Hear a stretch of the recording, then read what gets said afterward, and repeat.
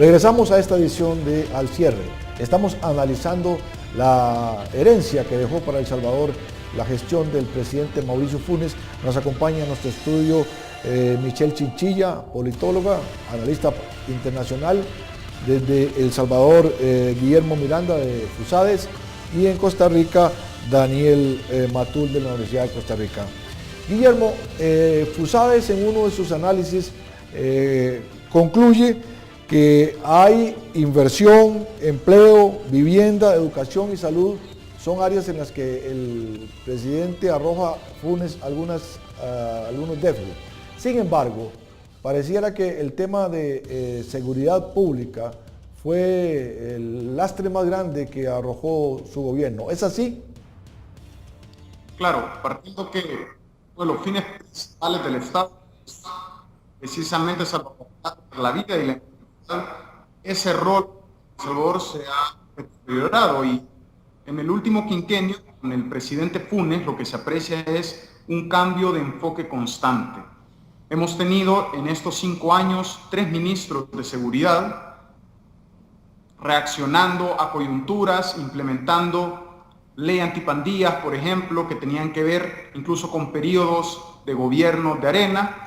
A la mitad, o particularmente a finales de 2011, el presidente nombra a militares al frente tanto del Ministerio de Seguridad como de la policía, y comienzan con un discurso de énfasis en la represión, de lucha sin cuartel contra la violencia, de estados de excepción focalizados para suspender garantías constitucionales, y meses después se revela lo que ya conocemos como la tregua entre pandillas, que viene a disminuir sustancialmente el número de homicidios. Esto sucede en marzo de 2012.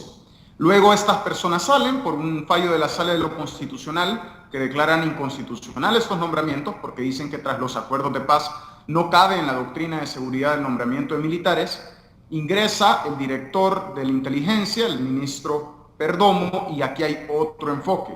Ya no se sigue la tregua entre pandillas como una estrategia, se habla más de prevención, y claro, ha habido un repunte desde mediados del año pasado en los homicidios, y se ha mostrado la fragilidad que ha tenido este proceso, poco transparente, por cierto, y por otro lado, las quejas por parte de los principales líderes de las pandillas, que dicen que el gobierno ya no facilita la tregua, y a la par pues viene este repunte en la violencia, y en todo esto las extorsiones han mantenido la misma tendencia. Michelle, esta es una cruda realidad que afecta a El Salvador, pero también en otros países de Centroamérica la estamos sufriendo, sí, la inseguridad. Por supuesto, la inseguridad es uno de los temas más importantes que los países centroamericanos en este momento están debatiendo cómo resolver, especialmente por la permeación del tráfico, el narcotráfico, en todos los países centroamericanos, y esto responde, si bien es cierto, a una falta de institucionalidad más segura, más sólida, también responde a falta de espacios, de oportunidades para la gente. Si vemos los índices de educación, si vemos los índices de empleo, si vemos los índices de vivienda, ahí podemos entender que son anillos o focos o caldo de cultivo para que se genere y se expanda la inseguridad, la violencia, la extorsión, el narcotráfico, porque son, en este caso el narcotráfico, organizaciones que vienen a rellenar un vacío que el gobierno no está rellenando. Entonces, la gente sin más ni más busca otros espacios para sobrevivir, y es una problemática que en El Salvador, bueno, afecta muchísimo la seguridad, y eso por supuesto afecta mucho a la competitividad, que eso es súper importante para un crecimiento. En Honduras también, en Guatemala también, que es el Triángulo del Norte, son espacios geográficos muy inseguros que están tomados por el narcotráfico. Daniel Matul, ¿está la izquierda ayuna de respuestas para un problema que siempre fue una de sus banderas principales cuando está en la oposición?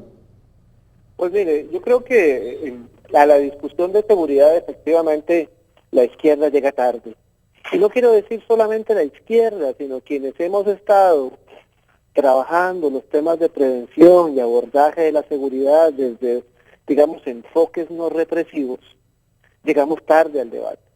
Llegamos unos 20 o 15 años tarde al debate de la seguridad, cuando ya las posiciones más conservadoras, más represivas, más de mano dura, están sumamente posicionadas en las estructuras de toma de decisión.